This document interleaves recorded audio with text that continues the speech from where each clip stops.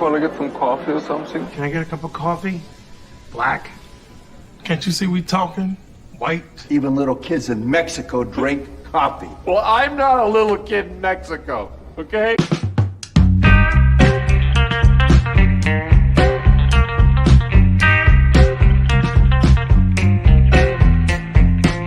That is the best coffee I've ever tasted. A damn fine cup of coffee. You want a cup of coffee? No coffee.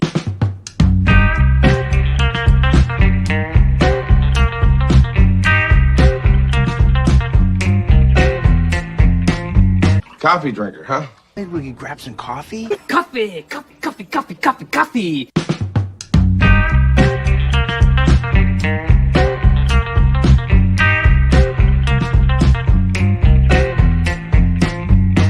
God damn, Jimmy. That's some serious gourmet shit. Me and Vincent would have been satisfied with some freeze-dried Taster's Choice, right? And he springs this serious gourmet shit on us. Good morning, everybody. Welcome to the show that lasts as long as my big, giant cup of coffee. Today is UFO Wednesday, when we talk about UFO shit or Skinwalker Ranch or what have you. But never ghosts. There's no paranormal shit on this show. I believe in things that are real or can be real. But although I have told people time and time again that there is proof of intelligence if ghosts are real, because you've never heard of a haunted mobile home. So, nobody would fucking haunt a trailer. I'm just saying. But bunks. Fuck you, Danny. So, today's guest of honor is a friend of mine. I'm blessed to have him as a friend. So glad he's not dead. I was so freaked out that because I'd lost contact with him for a while. And I really did. I squeed when I'm like going, yay, you're not dead. And he's like, thanks. Is none other than Don Ecker, one of the top UFO guys in the United States. He was the editor-in-chief of UFO Magazine. No. My wife was editor-in-chief. I was director of research and media liaison. Get it right, Gary. So she was your boss. I got you. Yeah, Gary, he wants to be able to sleep with his wife. Come on. Vicky's awesome, man. And I do say this all the time, you know, and we talked about this before the show, you know, because so many guys in the industries that we deal with, a lot of the time we have to go through their gatekeepers. Now, you, on the other hand, are a little different. But a lot of times the wives are the fucking gatekeepers for a lot of these people. Actor friends of mine, director friends of mine, even the senior military advisor, Dale Dye. She is like one of the chief officers at Warriors Incorporated. Julia is. Well, let me tell you this, Gary, just so we're all on the same page. I pick up my dog shit. I don't have somebody else do it. I go out and do it. I make the coffee every day. I often cook, probably 75% of the week. I'm the cook. So yeah, I carry my own water, dude. Hells to the yeah. But you and I, it's so funny because like I can't even remember how the fuck you and I met. And we just ended up being phone buddies. And I would go for my walks and you and I would just talk the entire hour walk that I would go on. And I'm like going, God, that guy knows so much shit about UFOs. I was just blown away. And so I'm like doing this show and I find out one day I do a Skinwalker Ranch episode and it's one of the single most watched episodes of our channel. And I'm like, I'm fucking doing a UFO Wednesday. I want to do UFOs. And the first thing that popped in my mind is, I got to go find Don Ecker. I haven't talked to him in so long, man. And I really what was it, 2007, wasn't it? It was 2007, 2008, right in that area. It was when Dale Dye, John Del Vecchio, and those guys and I were forming that company. And it somehow had something to do with that because your military background that you and I somehow met. And but God, you're such a cool dude, fascinating guy. And you've done so much cool shit. And I remember, just like with Dale Dye, I remember reading your stuff before getting to know you. And it was the same thing with Dale. I told you about that. He used to work at Soldier of Fortune magazine. And I was one of those freaks that like to read mercenary military shit. But you on the other hand, that reminds me, I gotta find that article I wrote for SOF, which the one you were talking about, yeah. They never published, but it happened when I was a cop, just a couple of years after I was back from Nam, and it was one of the funniest things. I'm not going to ruin it for you until you read it, but it was one of the funniest things that ever happened to me out on the street. So I'm glad you mentioned that. Well, I do want to say this, and I've been wanting to say it for quite a while.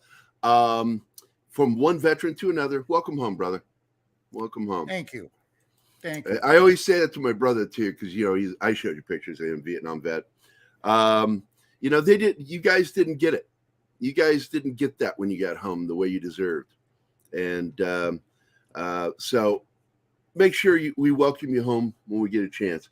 Welcome them home, guys. Say welcome home. Fucking say it, Danny.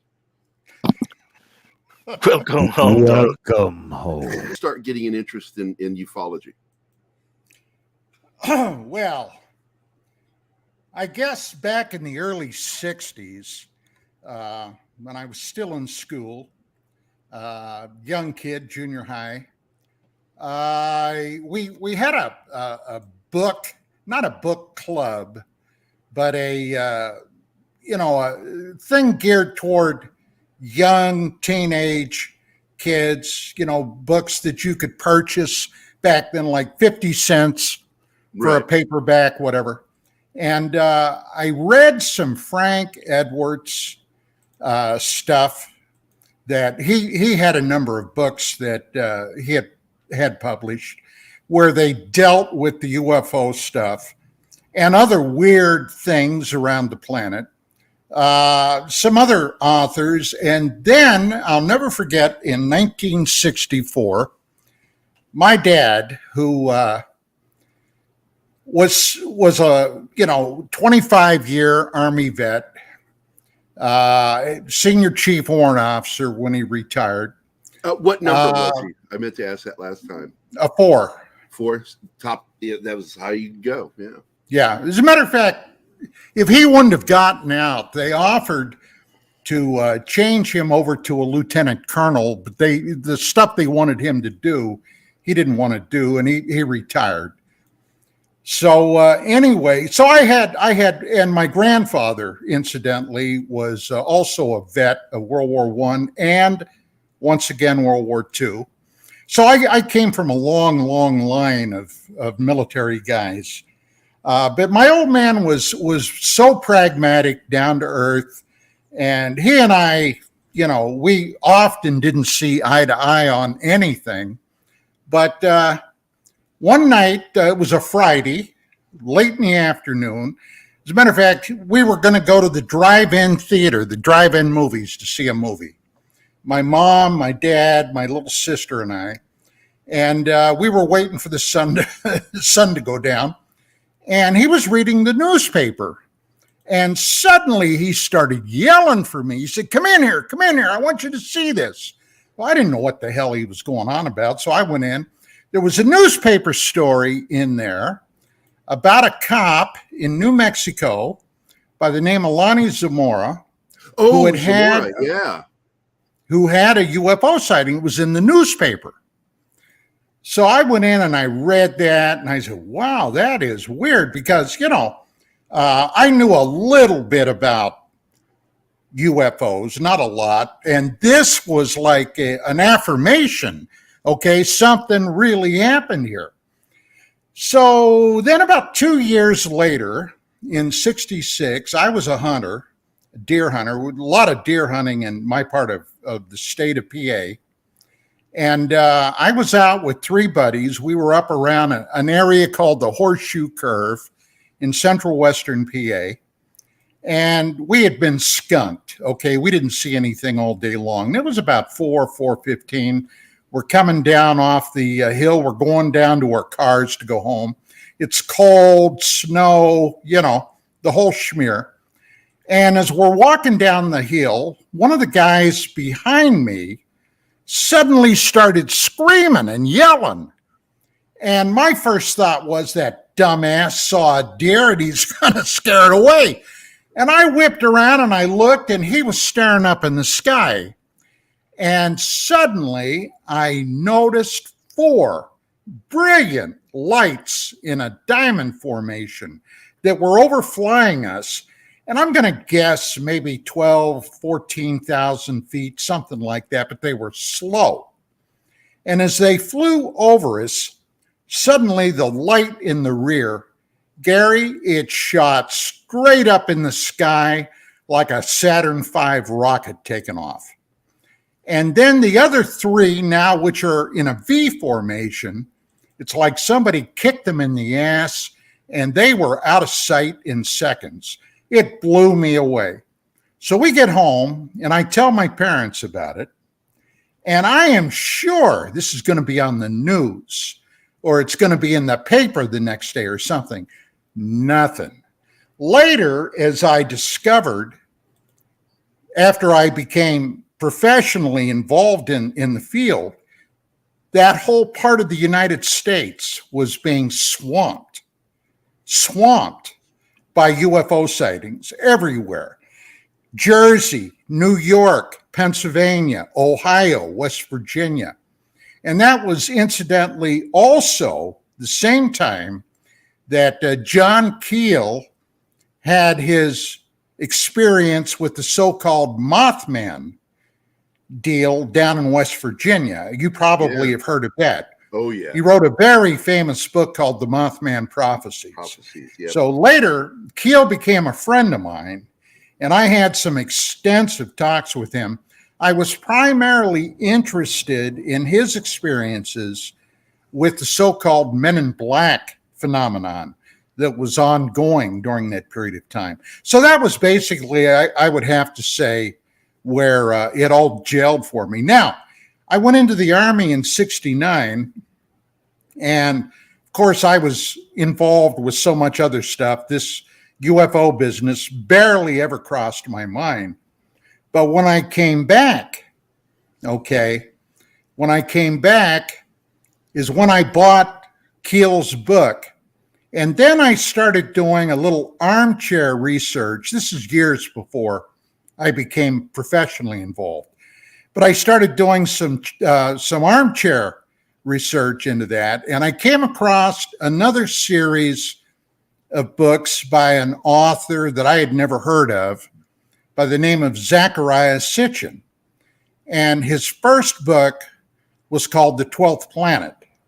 Now, later on, years later, when I was on, 5 or 6 times on the Larry King Show, I had mentioned Sitchin during one of those broadcasts.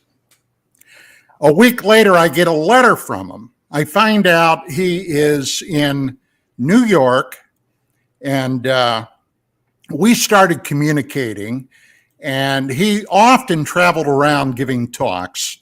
And I had an occasion actually a number of times where I met him when I knew he was going to be somewhere. We ended up becoming very good friends. So Sitchin was one of the most brilliant researchers into especially ancient so-called astronauts. Together right there. Right. Zecharia right there. Yep. He unfortunately passed away a number of years ago, but great man. He was a great man. Yeah, I'm fully aware of him too, but I'm so fascinated by the early stages. So you were actually getting into ufology even before you went to Vietnam. I don't know if you could say I was getting into it. I had an interest. Right. I had an interest, sure. But and the reason I asked is like my start got because of my dad. My dad, one of my dad's favorite things to do was read to me when I was a kid. He wouldn't read children's books. He would read like Serpico, these fucking violent, biographies, real life military books. but he read what's his name? I just forgot his name. Eric von Daniken's Daniken, yeah. Chariots of the Gods to me when I was 8 years old. And I was just fascinated with that book. And he was really a ufologist himself, my dad. And it's because of his fascination with it. I had it young. And but it wasn't until 1981, I think, when Bud Hopkins. Did you ever get to know Bud? Oh, Gerry, I don't want to sound arrogant, but I knew them all, dude. Bud Hopkins, Dave Jacobs, all those guys. His first two Stanton books are what got Friedman. me. Yeah. What sold me was reading Missing Time, and the second one, because one of the cases he wrote about was near where I grew up. And I'm like, why doesn't it happen to me? Aliens don't want me. But he wrote the book Intruders based off that family's experience with, which is. I knew the gal too. I knew that gal. What's that? I knew that gal. Oh, that it was based on. What was the pseudonym Hopkins used? Kathy something. Yeah, he changed the name for the book. Yeah, right, and for the film. Vicky and I knew all those people. We knew them all.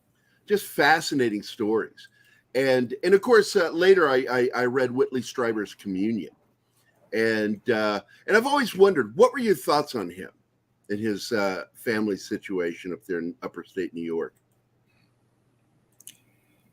I have some in-depth insight on that. And I want to be careful on what I say. Yeah, you don't want to, libel, all that shit.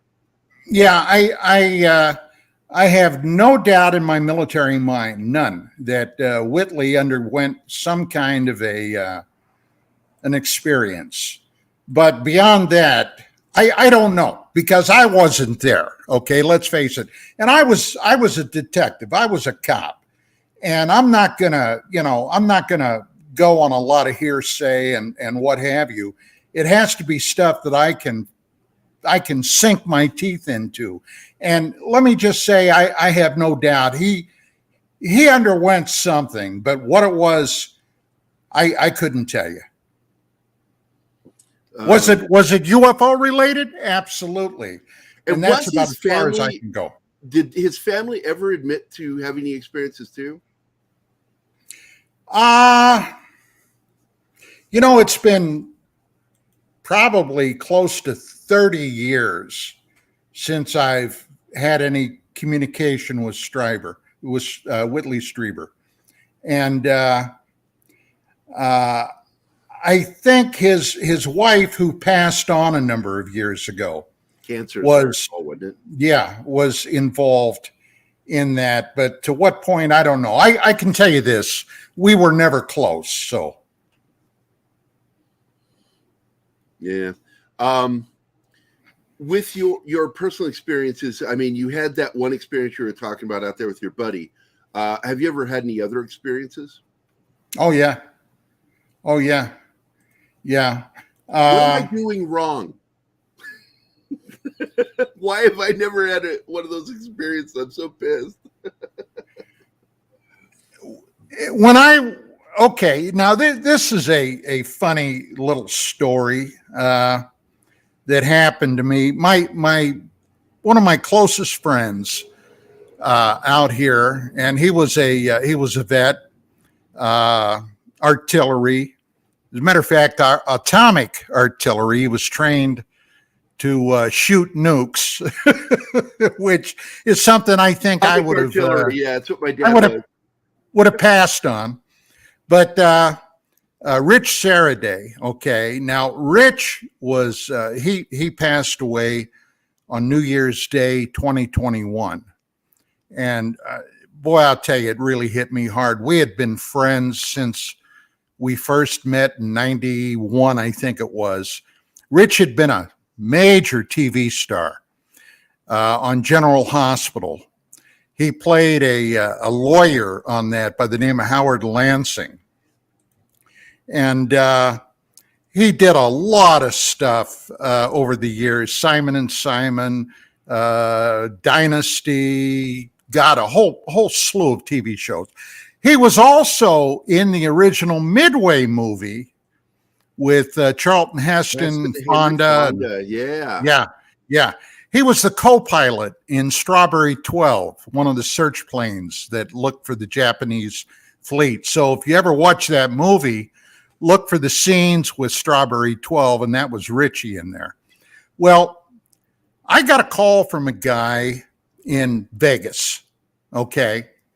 And this is a weird story, but he said, I found some photographs that I'd like to offer to you, to UFO Magazine, for sale. And I said, photographs of what? He was real kinky, okay? The guy was real kinky about it. But he said enough. He said it has something to do with Area 51. And I said, well, how do you know that? And he said, well, it's where I found them. And I said, where did you find them? He said they were in the legs of a coffee table that we ended up breaking. And I'm wondering, is this guy doing methamphetamines or what, So I tell Richie about it, and he said, road trip. So I said, okay, let's do it. So we jumped in the car. We drove over to Vegas from LA. Now you're familiar with LA, right? Yeah. Okay, so you know how to get to Vegas, right? Oh yeah. On the internet. Okay. Yep. So we're taking this road, and in the daytime, a lot of traffic. We're zooming down the highway. We get down there, and the guy told us to meet us at a certain restaurant. So we get to the restaurant, pull in, take a leak, get a cup of coffee. You want to get something to eat? I don't know. The guy's supposed to be here. And then this big guy walks in through the front door. And he's looking around, and he sees Richie and I there at the table. And he walks up, and he said something like, "Are you Don?" "Yeah, I am." "Well, I'm Joe." "Okay, Joe." And he said, "Follow me." And it's all very spy versus spy shit, right? Right. And I'm like, is this guy for real? Okay. So we get up, we follow him. He goes out, gets in his car. We drive to where he's living at in an apartment building. So we get out of the car, get out of the car, follow him up. He walks into his apartment. His girlfriend or wife is in there. And I take a look around, and buddy, it is bare. It's obvious. These people are dirt poor. He's not working. Okay. They're just hand to mouth existence. And we sit down. He walks over to his closet, pulls a .357 Magnum out of his belt, and puts it up on top of the shelf. Now I'm looking at this guy, I got to tell you, Gary, with a jaundiced eye, right? Right. What the hell is going on here? So he goes and he has these photographs in a hidden spot in the room. He pulls them out. He walks over, he hands them to me, and I start looking at them. Now, there's a purpose to all this, okay? I'm looking at these photographs, and it's obvious it's from the bombing range out there. And I'm thinking, oh, Jesus, well, maybe there's something weird here, right? I have a magnifying glass with me, and I'm looking at the photos, and I don't see anything, except I do see a radar dome there, okay? And I'm looking at this radar dome, and I'm looking around, and I'm thinking, is there a landed saucer here or what? Nothing. So I hand him back to him, and he said, you can have them for $20,000. looked at the guy and I said, 20,000?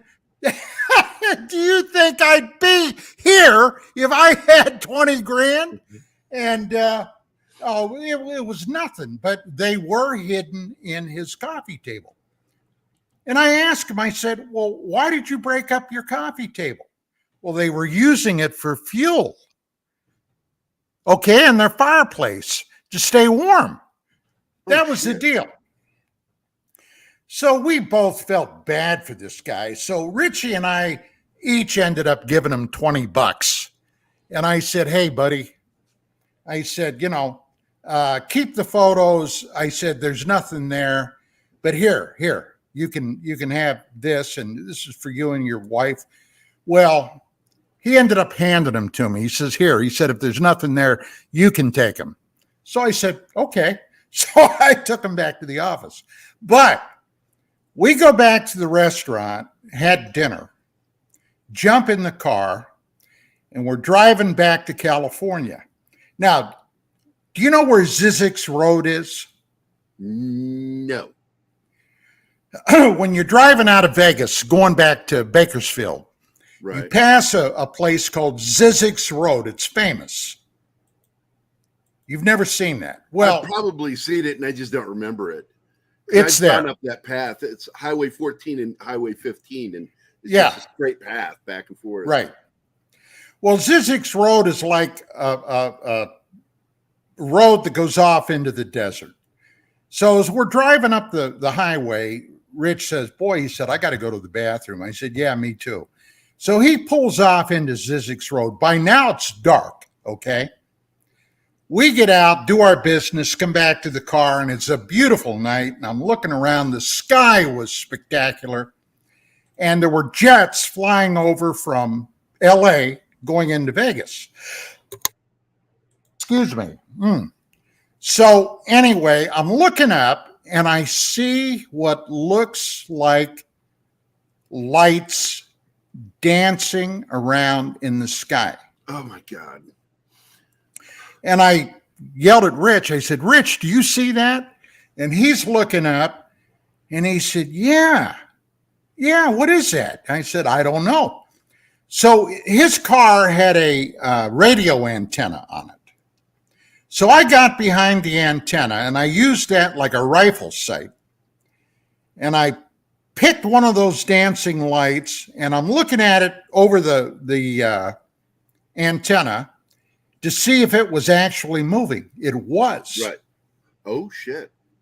Oh, yeah. There was about maybe 7 or 8 of them up there. Now, this was the weird part. As we're standing there watching that, a jet from LA is coming over. Commercial, and right. Yeah, commercial air flight into Vegas. And those lights stopped and froze in position. Okay, until the jet was passed. Then they started dancing again. And a couple of them would fall like they were falling in a falling leaf motion, and then they'd shoot back up. Well, we ended up I thought it was maybe a half an hour or so that we were there. Turned out we were there for over an hour. And it was like, what happened to the time? So we get back in the car. We got to get home. We pull out of Zizek's, and buddy, I just faded from view. According to Rich, I passed out. And as we're driving up the road, suddenly we were engulfed in a dense fog. Now, this is what Rich told me. Now, he got nervous because he couldn't see more than a few feet in front of the car. So what he wanted to do, he said, he shook me, Don, wake up, wake up. And he said, I didn't wake up. I didn't. And I have no memory of this. Yeah, this goes into that area of missing time that Bud Hopkins wrote about. Yeah. I mean, I was there, but I was out, passed out. Now, I am not that sound of a sleeper, okay? Mm-hmm. Which that was another weird thing about this. But he's creeping along on the road. Thank God there were no other traffic there. And when he got out of that fog, I woke up. And he told me about it. And I said, oh, man, I can't explain this.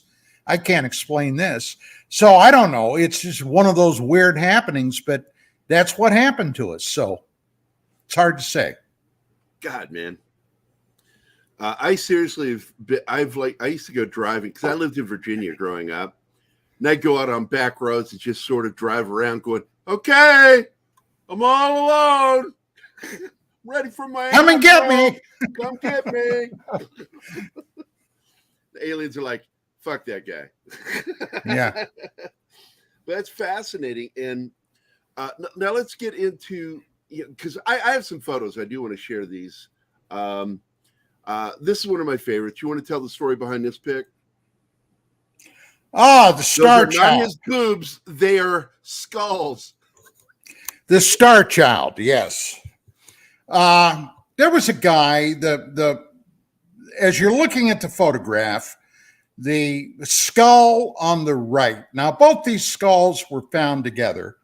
It was a big thing about this, maybe 20, 25 years ago, called the Star Child mystery. And the skull was unusual. It did not resemble a Homo sapiens sapiens skull. The eyes are close together, almost borderline cycloptic in design. And the septum that normally divides is just not there. Yeah. Yeah. Now, like so many things in the UFO field, the guy, and I forget now the guy's name that had those, but the guy that had those skulls was sending that weird one off for DNA testing and some other odds and ends. And he was supposed to, at some point, get back with what the conclusions were. And it kind of went down into that black hole. That was the last that we ever heard about it. But in UFO Magazine, we did do a number of articles about that. But it's another one of those mysteries that never had a conclusion, Gerry. Because I just remember it sort of dying off, people talking about it. Is one of those flash in the pan stories, and then I don't know whatever happened with that. But to see you with the picture, I mean, you're actually holding it in your hand with a human skull. That's really fucking cool. But I love pictures where you don't have a mustache, because my image of you always with that fucking mustache. You always have like a really. I don't have one now. Yeah, I know. But Dork Knight is another one of those guys. You two can grow some beastly fucking mustaches, I got to tell you. Here's one in particular. And I do want, I want you to talk about, because I will add some more photos of the Larry King interviews. There you are with Larry King. And you know how I feel about Larry King, because I know he was an asshole. But the fact is, he did not like me. Larry did not like me. And I'll tell you why. That picture of him, or of me and Jim Oberg on Larry King Live. Do you have that one? Yes, let me find that one. Here it is right here. I'll add it real quick. Let's go. Uploading now. And boom, baby. There it is. Okay. Now, I had a good stash there. Look at that. Damn. Yep. He's almost got like a Sergeant Schultz mustache going. Yeah, that incidentally was the last time I was ever on Larry King. I knew his producer. His producer's name was Tom Farmer. Tom and I got along great. And like I said, I did maybe, 5 or 6 appearances on King. This one was when I broke the story on first on NBC, then on CNN, of STS-48. Now, STS-48 was a space shuttle mission that took place in September of 1991. Yeah. And while the shuttle was over Australia and New Zealand, it encountered some bogies, okay, that rose up above the limb of the earth. Now, there was a live feed from the shuttle, okay, a live feed from the shuttle, and you could see this thing lifting up above the limb of the earth, and the shuttle is going toward it, and suddenly, okay, there was an explosion of light, bright, brilliant light. I remember it. Yeah. Okay, through the shuttle window. And suddenly something, and I think, okay, in my heart of hearts, there was a space weapon up there, brilliant pebbles. This is what I think it was. Okay, now brilliant pebbles was one of Ronald Reagan's Star Wars Initiative programs, okay, to shoot down ICBMs if they were ever launched. Well, this UFO, this streak is going at the UFO. Suddenly, this thing shoots off to the right. Now, remember, to even get into orbit, you've got to be traveling at least 17.5 or 18,000 miles an hour. Okay.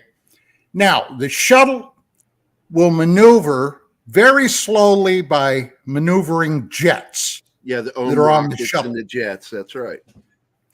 But this object, at the blink of an eye, shot off at a 45-degree angle, at least going triple 18,000 miles an hour.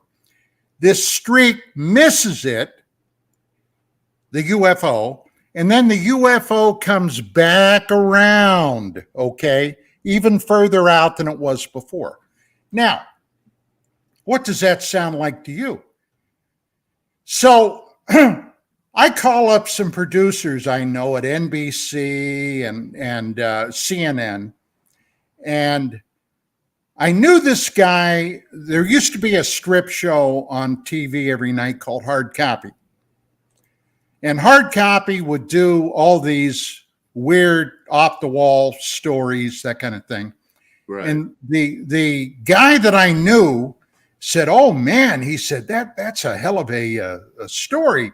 He said, "Bring it down here and let's see about doing a show on this." So I did. And then Tom Farmer from Larry King gets back to me. So they run this whole clip on Larry King Live. Well, suddenly, hey, look, that's not a UFO. That's frozen urine from a wastewater dump from the shuttle. Oh, well, Jesus. Excuse me, bullshit, because the wastewater dump happened 3 or 4 minutes after this situation, okay? So, that just didn't go. Well, King wants to put it on the air. So they asked me, well, we got to have a counterpoint. Who would you recommend to come in and talk against this? You're going to be talking for it, but to talk against it. Well, I mentioned Phil Klass. Now, Phil Klass was a perennial skeptic. He was on everything. He didn't want anything to do with it. So they came back and said he's not interested. And then I suggested Jim Oberg. Okay. So they got Oberg on. Now, I happen to know some of Oberg's background. Okay. Oberg had been an Air Force officer, a nuclear officer, which meant he had a top secret crypto clearance. This is the footage, isn't it? Isn't this the footage? Yeah. Yeah. And I asked Jim at the beginning of the show, I said, Jim, are you here under any security considerations from NASA? Okay. And Jim just went off on me because nobody does that on TV, right? You don't ask people those kind of questions. Well, I do. And I asked him because I knew that he had been an Air Force nuclear officer, and he's still under, his security constraints. Well, he accused me of coming on TV to sell magazines. Well, duh, no shit. I mean, I was a director of research. Call me out for the obvious. Thanks, pal. Yeah. But anyway, I ended up eating Jim's lunch. Now, that night, Larry King used to take calls from his audience near the end of the show. And his show went around the world, okay? They took 2 calls that night, Gary, 2. And they were both from NASA contract employees. Do you think the fix was in? And one of those callers was a guy by the name of Vince DiPietro, who was an engineer at one of the NASA facilities. He was a contract engineer.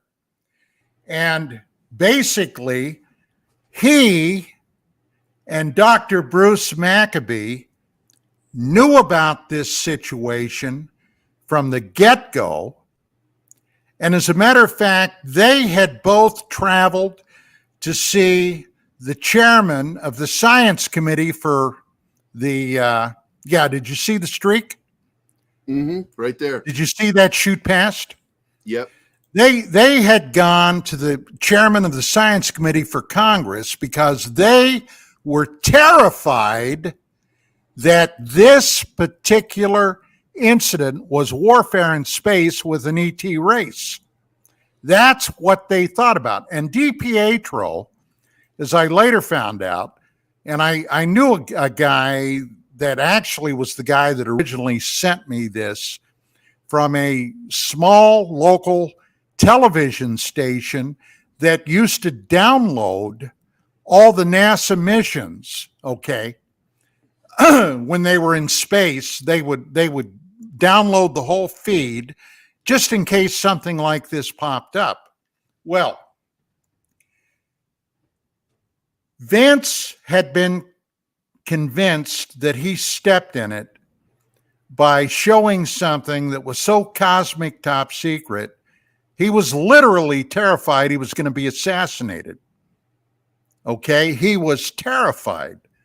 Well, to make a long story short, nothing ever did happen to him, but there's a lot of aftermath in this story. Number one, the day I received this tape in the mail here in California, I got a call from none other than Dr. Bruce Maccabee. Now, Maccabee and I were not buddies, okay?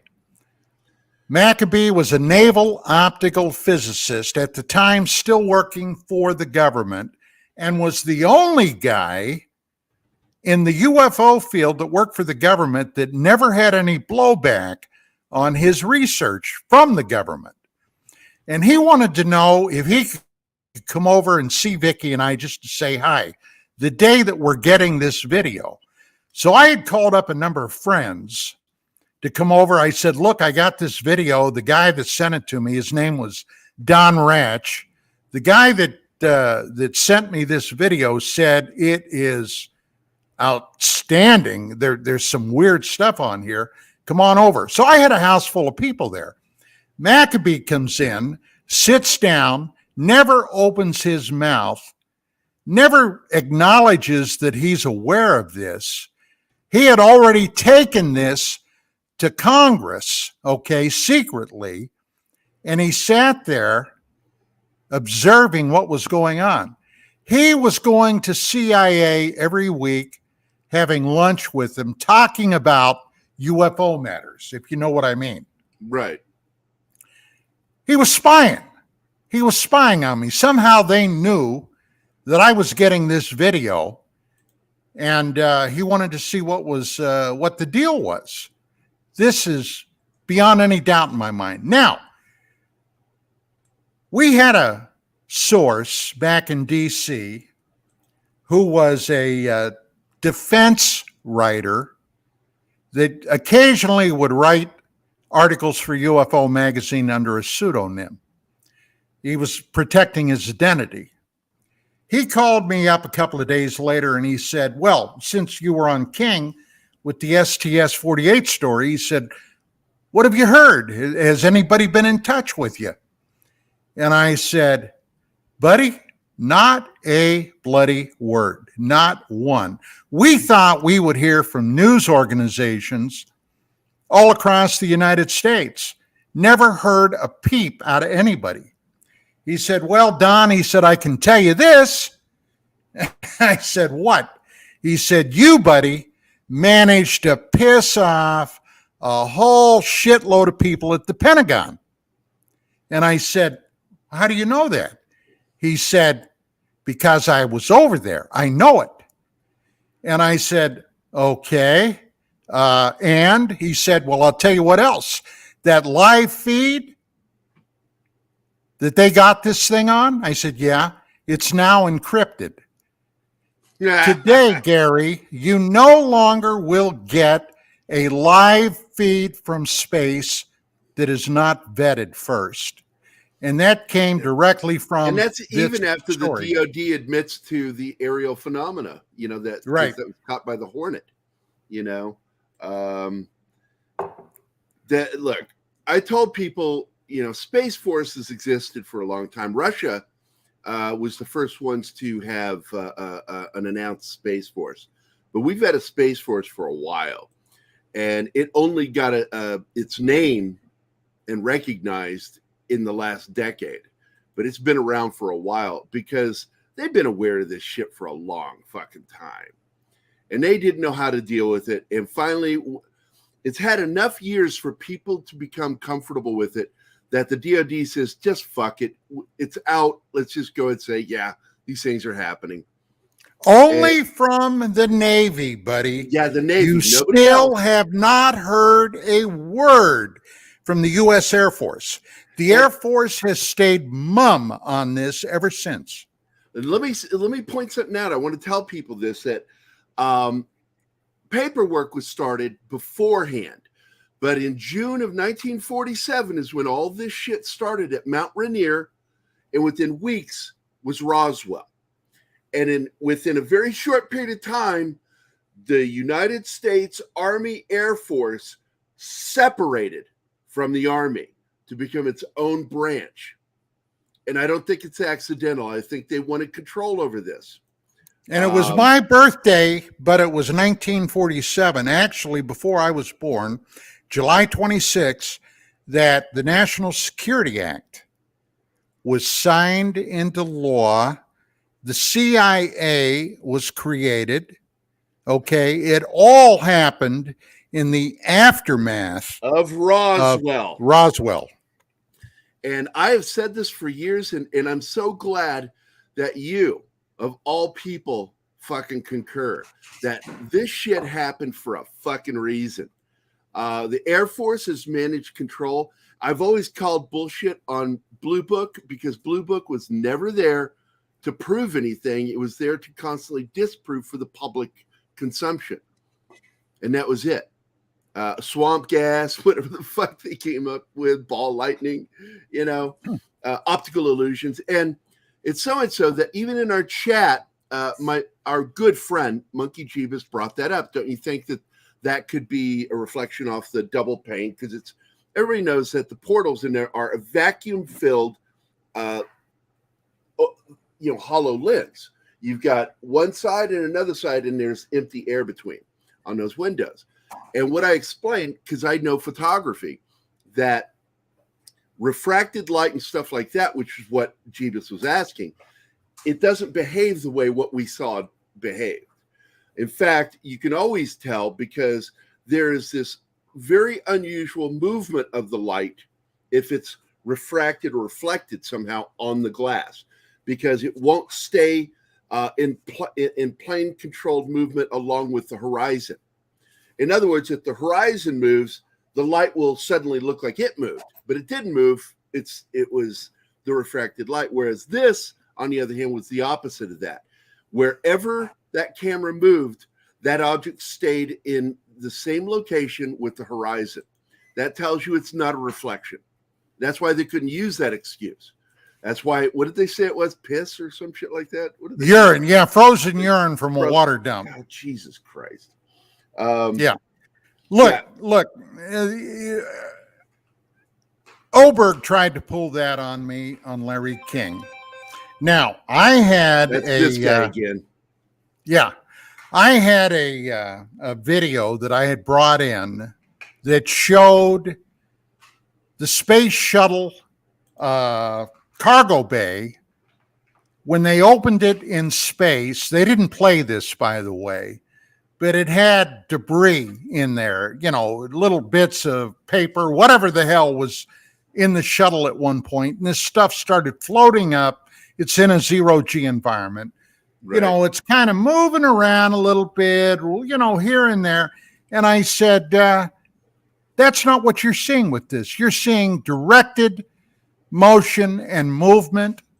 You're seeing this thing take violent, evasive maneuver. Well, no. What you really saw, that flash of light was not a weapon. That was the thruster jets firing.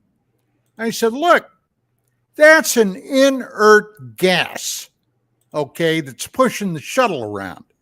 It's an inert gas. In other words, it's not flammable, okay? This stuff, that's not what you saw. What you saw was not that, okay? And there's just even today, they're still arguing this case years later. We're going to argue until we're gone. Don't believe your lying eyes, right? Yeah. I do want to take a moment because I have not. By the way, my wife just came over and poured me some more coffee, so I'm still good here. So all right, good. Tell her hi for me. Okay. We've got. I want to say hello to everybody in chat. We got Keely Chow, my buddy Das Wolfen, who just graduated from college. Congratulations, John. Proud of you. Now, the guy I introduced you to a little bit ago has become a member of our channel. Secret Circus, a.k.a. Chris, is a new member. Thanks, Chris, for joining. We, of course, have Lord Thoth on the in the chat. It's always good to see you. Hail, Lord Thoth. Marcos A. is here. Let's see. Who else has joined us? We got, I know I saw the lovely Sherry. Penny is here. That is Dork Knight, the guy to your right there on the screen. That's his mom. She watches the show. She loves the show. And we love her. And, of course, the best Munchausen in the world is Darius Munchausen. Good to see you, my friend. Let's see. Who else joined us? Glenn Fleming. What is up? Let's see. Glenn Fleming. Another trillion galaxies discovered by, let me pop that up on the screen. Another trillion galaxies discovered by the JWT, and still we're the only people around. That's right. See, I saw another question. It was for you. Is this one it? I remember when Don went on podcasts in 2019 or 2020. I think it was Exozone. Do you recall that? No. Nope. I don't. I've been, Gary, I've been on Saddam many, you remember this one at least. Yeah.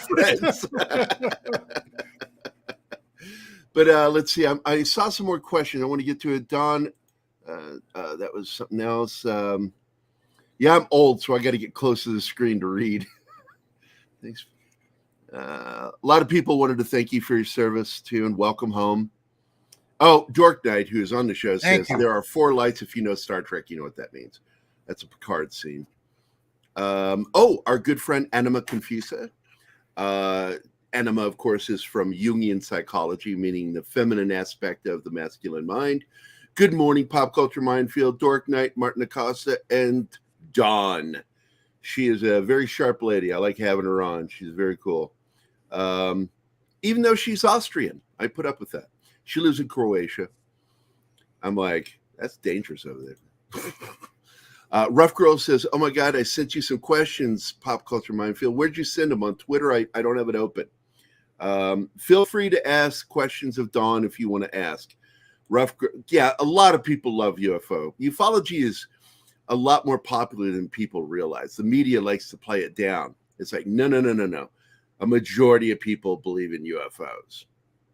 It's like, Well, let me tell you to me what UFO means. UFO, in its purest form, means unidentified flying object. Unidentified. Okay. When people hear UFO, first thing that hits them, spaceship. Not always. That's not what I say. Okay. It could be I don't know. Do I suspect? Yes, I do. And you're absolutely correct. Interdimensional. And that, in many ways, is even potentially more terrifying than ET. And I'll tell you why. Do you know there is a coterie of people at the Pentagon, and I don't know if this is still the moniker that they've used or they're using, called the Collins Elite. And what that coterie of senior military personnel believe that these are actually demonic beings from the depths of hell. Okay? And I know somebody that is very prominent today in this particular field of endeavor that worked in the Pentagon, okay, at a high level position. And this person told me directly that he had a senior officer tell him to get the hell away from this because it's demonic and they want nothing to do with it. They do not want to have anything to do with this so-called UFO UAP business. Now, think about that. We got something flying around in the skies, whatever it is, and we have senior military officers that are positioned to defend the United States of America from all threats, and they are refusing to acknowledge something because they're afraid it's demonic, and they don't want to have to deal with that. Now, think about that. Yeah, that freaks me out. That's kind of a mind fuck, isn't it? Yeah. That is really freaky, dude. That people would believe that. Now, I know that, what I've always said was that what we've seen written through all the religions of ancient times, I've always been an ancient alien thing. Every single religion has something about creation, all these things, and I do believe, and I can't help it. I am an ancient alien theorist on a lot of things, not everything, because I don't believe they built things. I believe they showed us how to build things, helped us. But you talk about something like FOXP2 protein. This is something that was attained through how we ate. That we got this into our form, because every species that every primate ate the same thing. We all had the same diet. So why is FOXP2 protein more prominent in Homo sapiens sapien rather than the rest of the Homo sapiens? Why? I don't think that's accidental. But I also add that with the Homo sapiens sapien, which means human, there is far more FOXP2 protein with women than there are with men, which is why it's hard to get them to shut the fuck up. I thought you'd like that joke. I wouldn't touch that with a 12-foot pole. No, I won't. But there was a question about Ted Phillips. Do you know the man? Marley Woods? I think he's one of the investigators for UFOs. I remember that. Ted Phillips, he was involved with the name is familiar, but I couldn't tell you anything about him. Okay. Somebody just wanted to know if you knew him. The Book of Enoch speaks a lot of this. Yeah, that's my buddy Shane Moore that wrote those. And Shane is definitely a ufologist too. Also retired detective. Because I was talking to you about him. You got shot. He got stabbed. I think you got the short end of the stick on that one, clearly. Yeah, I developed a real allergy toward lead. Yeah, so Yeah. 12 gauge to the leg, man. You blew my mind when you told me that. I'm like, oh my God, what a nightmare. But wait, hold on. Just because someone has a high rank doesn't mean they have a high level of intelligence. Oh, no. Shit, man. Don, I know you'll agree with this one. Some of the dumbest fucking people I ever met had a lot of letters after their name. You know what I mean? yeah. PhD piled higher and deeper. Yes. Yeah, it's like they'll say things and I'll go, that's not how that works. I don't have a PhD, but I fucking know that. Don, what are your Oh, thoughts on Phil Schneider. Okay, well, Phil's dead. I don't know. He had an interesting story. It's kind of a lot like when I was doing my radio show, which, I did radio for 30 years. I wish you'd bring it back because that was good stuff, man. 30 years I did that. Well, I ended up being a one-man band. Okay, I had nobody to help me. I had to track the guests down, and I was doing all this. I never monetized it. I did it for the love of radio. Right. And, but after a while, I just said, it's, I'm getting tired of this, and maybe it's time to take a break. Will I come back? I don't know, maybe, but it's hard to say. I had a good show. I'm going to have you on here as often as you'll come on. So you get sick of me, dude. Nah, I will never get sick of you, Don. So I did want to go through some of these photos here and get you to talk about them. This is one of my favorites that you've got here is you and George Knapp. Oh, yeah. Anybody who watches History Channel knows who this guy is. Yeah, I've known George since the Bob Lazar story broke. Ooh, that's the next photo. Oh, yeah. You interviewing Bob, because I definitely want to get your pulse on him. But I would love to, look, man, I will say it right here and now. Please introduce me to George Knapp. I would fucking love to meet that guy. Okay, sure. But I do want to talk about this, and I don't care if it takes up the next hour, because this is one of the most controversial names in all of ufology, and it's Bob Lazar. And there are skeptics, and oddly, some of the skeptics are within the UFO community. Yeah. Stan Friedman was convinced that Lazar was a fraud. What were your feelings? Let's get into it. Okay. All right. You know me, Gary. I don't couch. Nope. And I don't pull my punch. Bullshit. You have some of the best bullshit radar I've ever seen. I didn't like Bob Lazar. Not even a little bit. Okay. I didn't like him. He was, I found him aloof, and there was an aspect to Bob where it appeared that he was looking down his nose at you. Okay. But, and this is a big but, when it came to what he alleges he did and what happened to him, I have not in 30 years discounted it, even a little bit. And I'll tell you why. He knew things that he could not have known if he didn't have access to what was going on.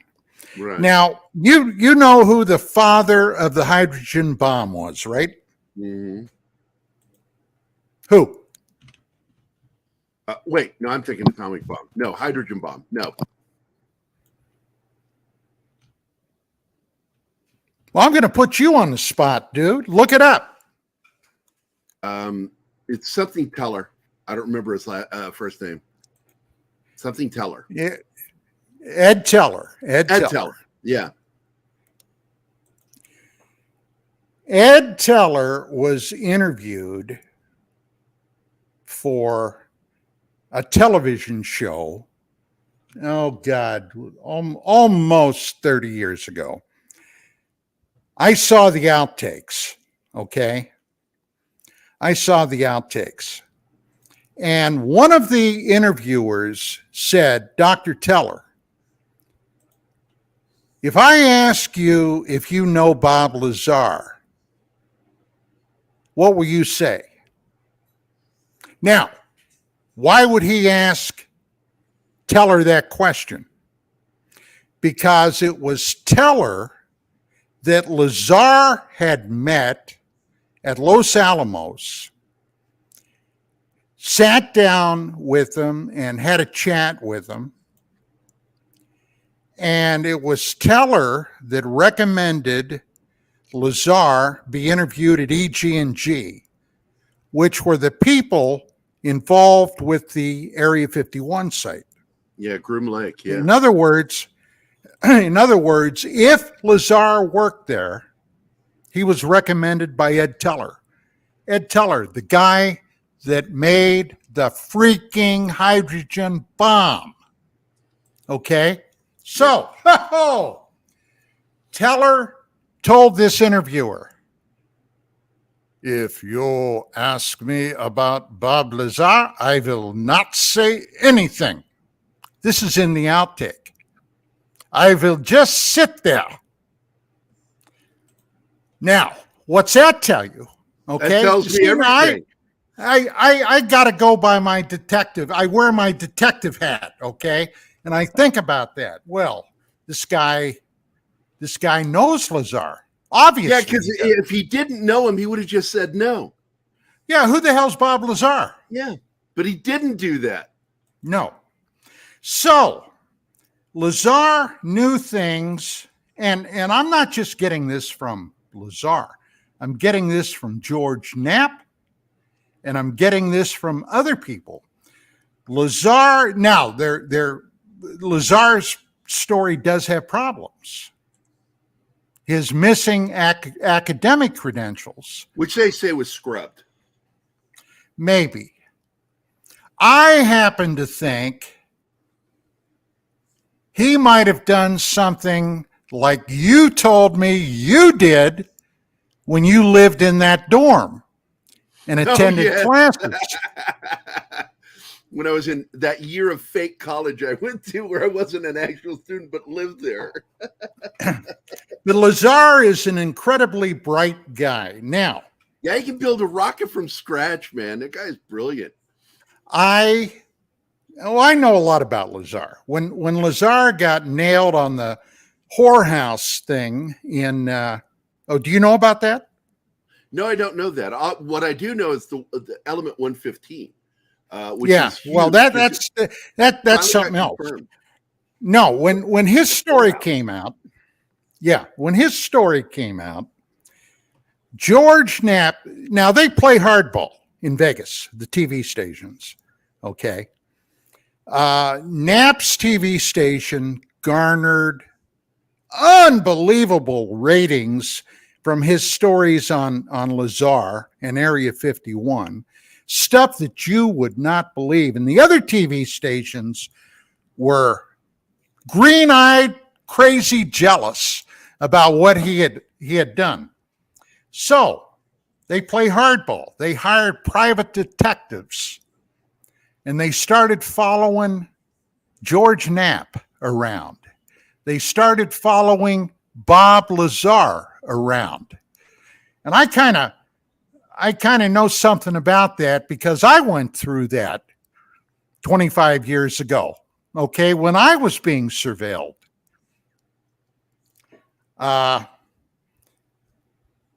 And it was easy for me to pick them up, okay?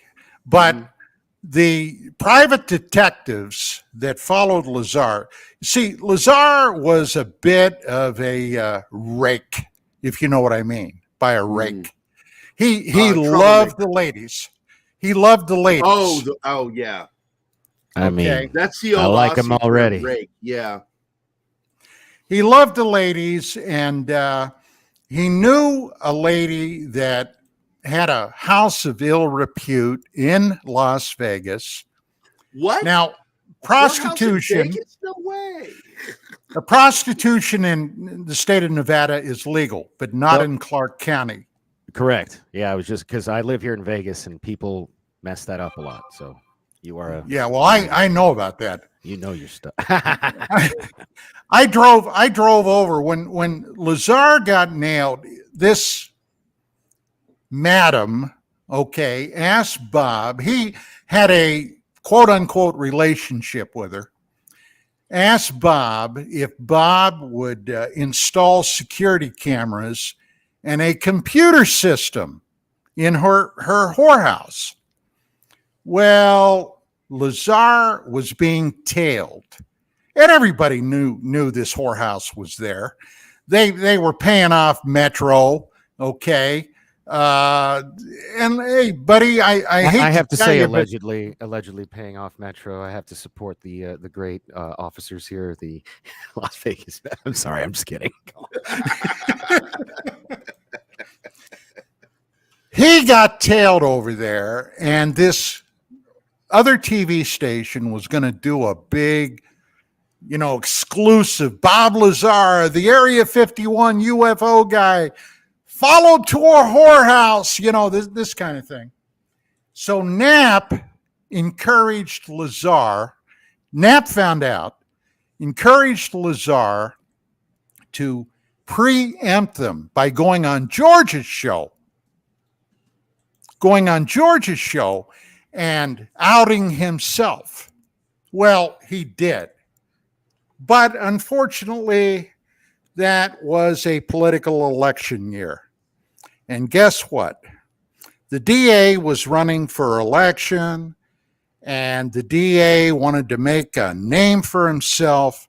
So they brought felony charges against Lazar for, among other things, being a procurer for this whorehouse, which he wasn't. He didn't do anything other than install some computers and cameras.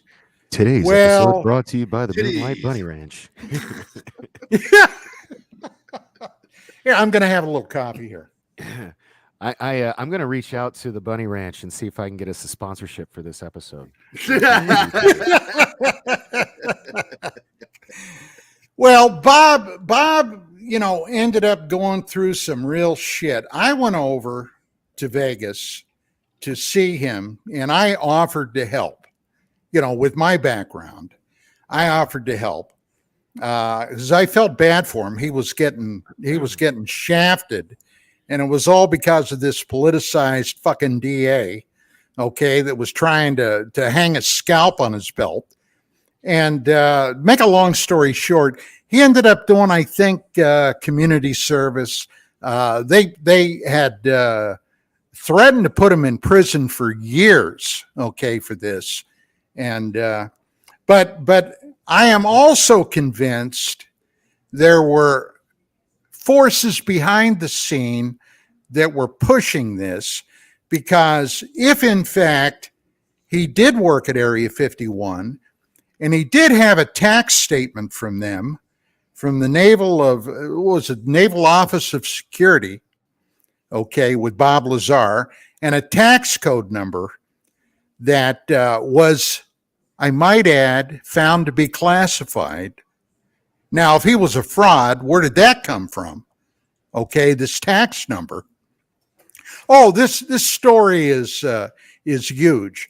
Now, if you get down to the nitty gritty, Ecker, do you think the guy really worked out there on recovered craft? I would have to say 80 to 85%. I think he did. Yes. I think he did. He just knew too much. And there are too many peripheral things that point to the fact that he, in fact, did have that job. He wasn't there long, okay? He wasn't there long because he ended up going public. And he was even, well, he had a Corvette then. And one day he was out driving somewhere and the goddamn Corvette got shot up. Did you know about that? No. Yeah. No, but to help pay the bills, I wasn't kidding. I did put a link in the chat. If you are in the area and you would like to know today's roster at the Bunny Ranch, you can check the link in the chat. Jesus Christ. Yeah, who's on right now? I might need to like fly out. I'm sorry. I was just trying to. You guys are probably like, man, I missed it when he was gone. God, it was so awesome. It was quiet. We were getting good stories. And then I'm sorry. I'll stop. That's all right. I'll stop interjecting. But Lazar is such a fascinating, and like I said, he's controversial even within the UFO community. But one, because of his missing education, which, I've always fallen onto the belief that they scrubbed it, because I know they can scrub things. But there is that possibility. You might be right that he could have been just like me and just gone to school and never fucking graduated, just faked it. Like, because I got away with it for a year. Lived in a dormitory and everything. But it's fascinating story. But there's some other things. I really want to cover so many things because we don't need to get into certain things, but I love this. This is one of my personal favorites. And another one where I'm going to bug you about because I am a huge fan of this guy. Both of these guys. That is you and Dwight Schultz. Right. That was on my birthday, as a matter of fact. Celebrating with Stogie. Look at you. Yeah. Imagine that. Yeah, Dwight. The occasional cigar, right? Now and again, I do. What's your favorite? Cohibas, dude. I know that this is, I know I sound cheap, but I fucking love a brandy dipped Macanudo. I just love the way it makes my lips tingle. I just fucking love that. But Cohiba, man, that's a nice one. That's a man cigar. Big fat daddy. Yeah. Hold on. Ayahuasca. Jim Mars. Jim Mars. Okay. You got to pick the picture of Jim and I. Let me see if I can find out. Yep. Here it is. Boom. Okay. You know who Jim Mars was, right? Enlighten me, because I'm not sure if I know that name. Well, he was a big, and he wrote a couple of books on it. The Kennedy Conspiracy.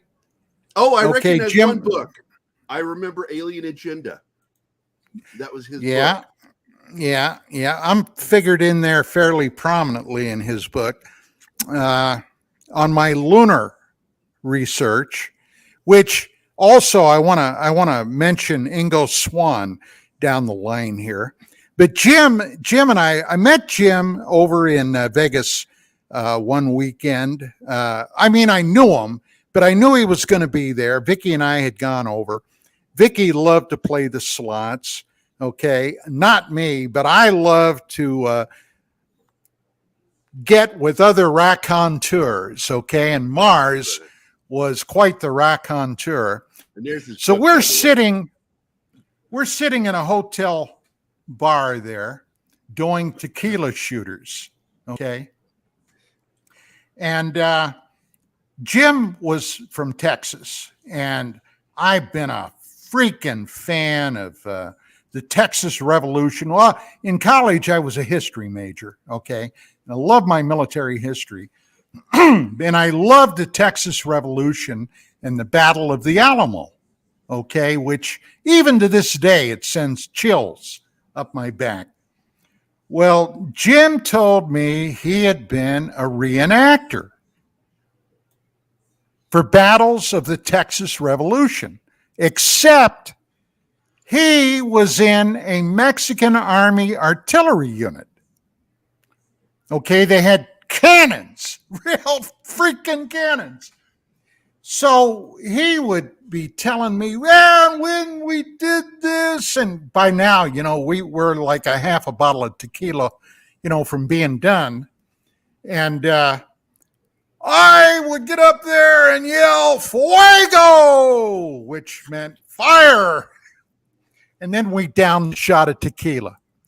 Well, this gal came walking by with, they used to walk around with cigarettes and cigars and what have you. And him and I each ended up getting this damn Mexican cigar, each of us, about this long, about that big around. And we started smoking those cigars and drinking that tequila. And that was a night to remember, let me tell you. Well, what I could remember. Again, there he is, the two of them reading UFO magazine. Fuego! Fuego! And how did you meet Dwight? Dwight was a fan of mine, my radio show, my original radio show, UFOs Tonight, which was on CRN, the cable radio network. And I had mentioned one weekend I had been invited to give a talk down at the Santa Monica Museum of Flying or Aviation or something. And so I said, hey, if you're in the area, drop on by and say hi. So I'm down there. We set up a thing for UFO magazine, and I hadn't given my talk yet. And I see this tall, lanky guy walking in. And I looked and I said, holy shit, that's Murdoch from the A-Team. Well, Nice. you know, he walked up and, you know, very politely, Don, I'm Dwight Schultz. I want you to know I've been a big fan of your radio show for a long, well, it went from there. We became very, very tight buddies. And we had a few adventures together too. I like that you referred to him as Murdoch instead of Barclay from Star Trek. But anyway, well, he hadn't been on Star Trek yet. At that time. But yeah. Right. I get you. Right. Well, everybody knew Murdoch. Yeah. Well, these kids today, I bet. Madman Murdoch. I bet half the people watching don't know who that is. So anyway, Madman Murdoch is what I called him. He was my favorite character on the. No, he was great. He was great. I loved him, man. Yeah. But so he walked. You guys had an adventure. Oh yeah. Oh yeah. I had been contacted by one of these TV shows. I'm trying to remember now which one it was, because they used to use me as an expert on any of these UFO things. And there was a guy, this one on Fox News. Yeah, he was so fucking irritated in that photo. Yeah, I don't love the stash though. Props. Yeah. Fuck yeah, man. He really. You two are the best at growing mustaches. You and Danny. I always envy you. I get this fucking little pencil thin thing. Well, anyway, there was a guy down in Roswell that I happened to know the guy because he had been here in California that had photographed some weird things that he was calling rods, flying rods. Rods, okay. Yeah. Do you remember that?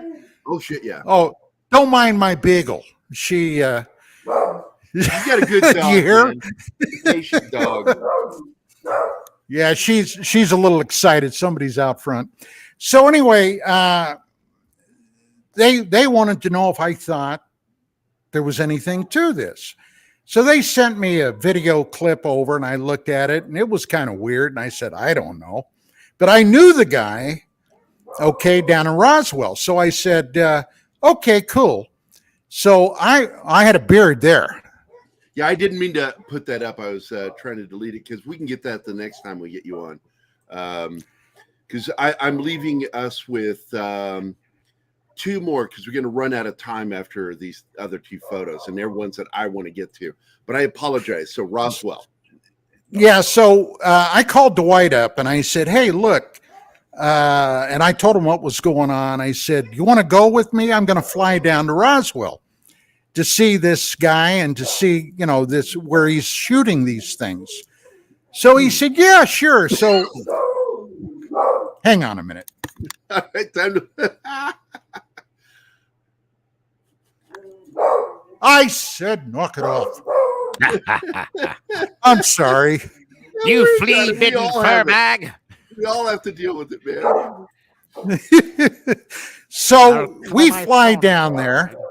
We fly down there, and we get to where in the hell was it? Someplace, and we had to take this puddle jumper over to Roswell itself. Roswell had an airfield, but just a little tiny thing. They didn't even have radar there. We get down there, and we're walking into the airport restaurant. We're gonna rent a car, and somebody sees us walk in, and he screams, "Murdoch!" And it was Dwight looked over and he grinned, "Hey, Murdoch!" So we sit down, we get a cup of coffee and get the car. We go and we check this guy out. Like I said, I knew the guy. And where he had been shooting these videos was nothing but bugs and flies, a horse corral, okay? They were insects. Yeah, and I that's told all him, us were. I said, it's insects. You know, it took me 5 minutes to figure that out. Oh, no, they're not insects. Okay, look, his name was Jose. I said, okay, Jose, I'm not going to argue, but I'm telling you that that's what I think it is. And he got really steamed because he thought he had something. But, hey, what are you doing? Here, let me show you something. Hi, puppy. That's Miss Bailey. Oh, Bailey the Beagle. I love beagles.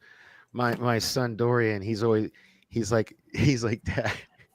This is his sense of humor. Like, Dad, can we get a beagle so I can name it Bagel? Bagel the Beagle. This is Bailey the Beagle, or Miss Maggie May. She also goes by Maggie May. So anyway, we come back, and coming back was a story. The airplane that we were supposed to fly out of broke down, and we didn't know how long we were going to be stuck there. A day or a couple of days. So I got to see Dwight do an Academy Award winning performance. He went over to the counter and he basically, and I had never seen this side of him. He just, by God, we're going to have a goddamn airplane. I got to be back in LA. And we had an airplane. We got there. But it was a hell of a trip. On another trip to Roswell, we discovered a firsthand witness to the crash. A guy that had been in the Army Air Force then, in T Squadron, okay, that basically saw the debris and the bodies of the aliens, and one live one, if you believe his story. Now, at the time, we were trying to get out of the town. We were trying to get back to LA, and I lost contact with this guy. But I was at that time, there were 2 UFO museums, and we met him at the one that's no longer there. It was run by a guy by the name of John Price UFO Museum. That's where the old man was. His name was Tomas Gonzalez. You might want to bring your camera down a little bit because you're like all the way at the bottom. There we go. Got you back in there. There. So Tomas Gonzalez. Yeah. So as it turned out, Tomas had seen a thing on TV, and this is another long story, where he thought the 509th, his old bomb group, the guys that dropped the A-bomb on the Japanese, the 509th, was having a reunion, but it wasn't. What it actually was, and you had a picture of Paul Davidson and I, shoot that back up. Oh, I already removed Paul- it, but let me get it. Let me get it. Okay, Paul Davids was the producer director of the movie Roswell with Kyle MacLachlan. And that's what basically the old man had seen, thinking it was really the 509th having a reunion. He had traveled from Tomball, Texas, up to Roswell, and he was a widower. There he is. He had, okay, that's Paul and I, okay, right about the time Roswell was coming out. He had traveled up to Roswell. He was living with a daughter. His wife had died several years before, and the daughter was running him ragged, soaking up his Social Security check, and they were basically feuding. So he said, "The hell with it." He got out. Well, his kids didn't know where he was. So anyway, I get back to LA. I called John Price up. John told me the old man, after we left, had gotten up and disappeared. The cops were now looking for him, okay, because his kids in Tomball, Texas, had contacted the police up there when they found out he went to Roswell, and they were trying to locate the old guy. Well, I started making some phone calls. I finally found out where his boys were. By then, they had gotten the guy back, and the reason I was so interested in finding him, he claimed to have had a piece of debris from the crashed disc that he kept as a souvenir. And he used to have it lying on his TV set in his living room. And he showed me a photograph. It was a Christmas photograph of his tree, the TV set, and you could see this thing sitting up on top of it. And I said, "Now, Mr. Gonzalez, are you telling me that this is actually a piece of debris?" "Oh, yeah." So Dwight, Vicky, and I fly down to Texas, to Houston. We end up driving over, I think it was Houston, yeah. We drive over to Tomball, okay? We've made arrangements to meet these folks. We get over there, and the old man's house had been condemned. They were going to tear it down. But we spent a whole day crawling through that house looking for that piece of debris. We couldn't find it. Finally, he said, "Well, maybe it's in my stuff that's in storage." And his daughter, that he had been arguing and fighting with, had the key to his storage. One of her brothers called her up to explain, "Well, we're looking for this thing." And she was so pissed off, the old man, she wouldn't give them the key so we could go in and look at his storage. So that was another wasted trip, but it was still, it was a hell of a lot of fun flying down there. Sounds like it. I got a question from the chat. What are your feelings on Dr. Stephen Greer, probably the single most physically fit ufologist in the world? Have you met this gentleman, and what do you think about him? Oh, yeah. I've met him.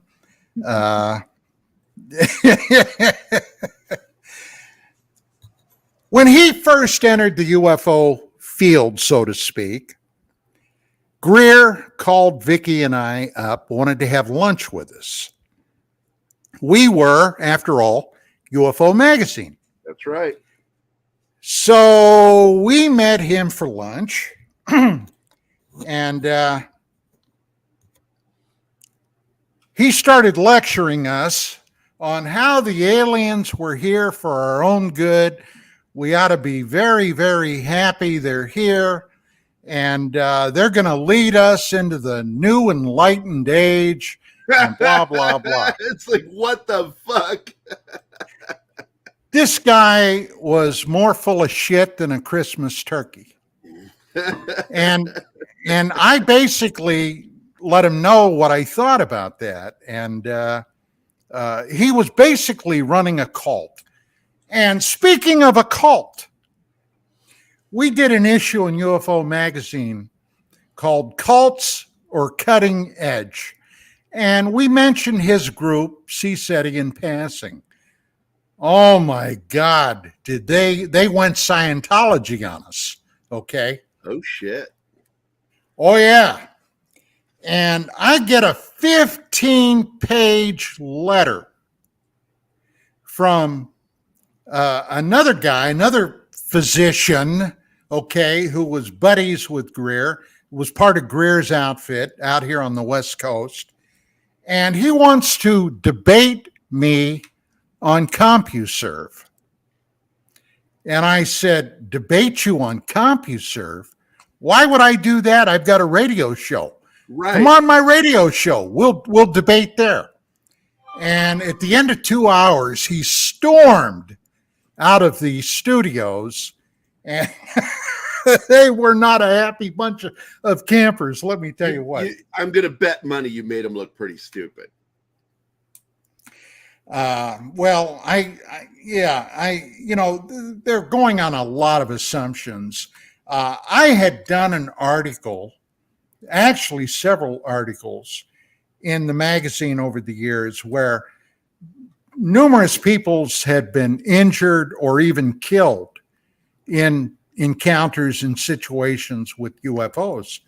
And I asked him, I said, how in the hell can you say they're here for our benefit when back in the mid-50s, I don't know if you know this, Gerry, they were knocking airplanes out of the sky all the time. There were a lot of pilot deaths. It's a very little known fact, but it happened. A lot of pilot deaths in the 50s. And, it's pie in the sky, unicorns and pixie farts. It just doesn't make it with me.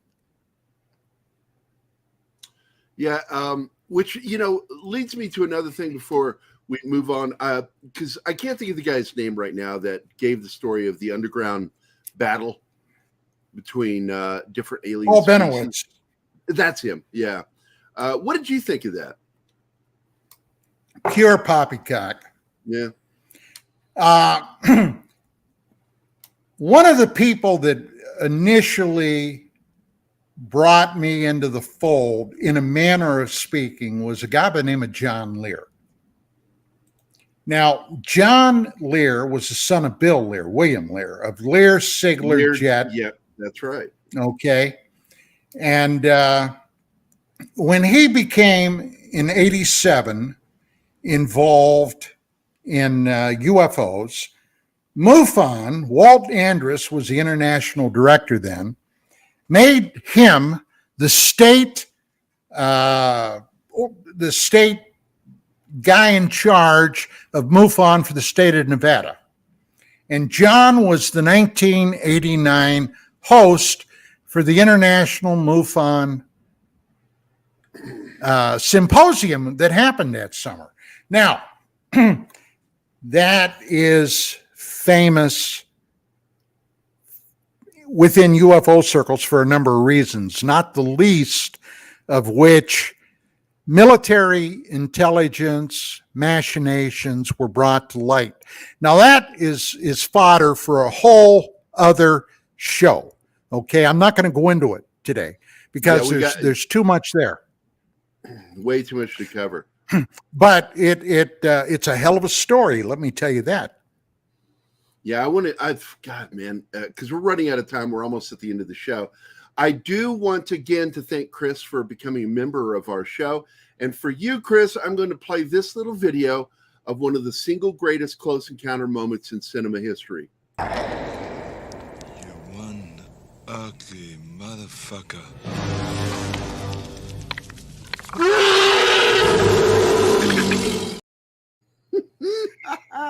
I love that movie, Predator. And of course, another one for you. This is another one because this is how I feel about Chris. I feel about all you guys. Dylan! You son of a bitch. God damn, that guy's got an arm.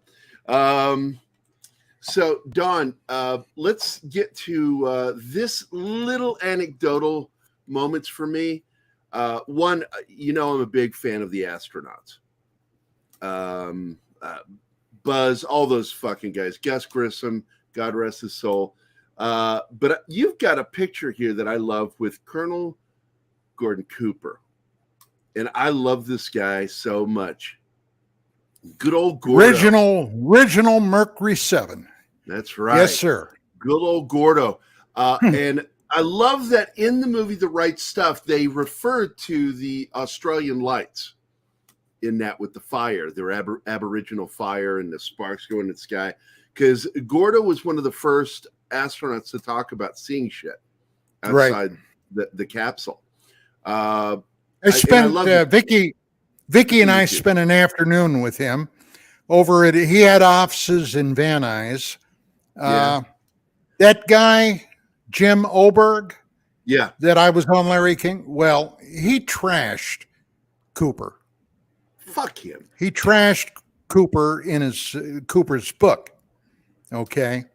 And it just infuriated me.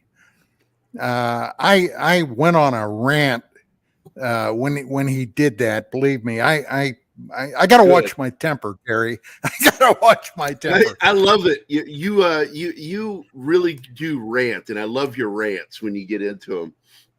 But so what happened? What'd you do? Cooper I interviewed him for an afternoon. Okay.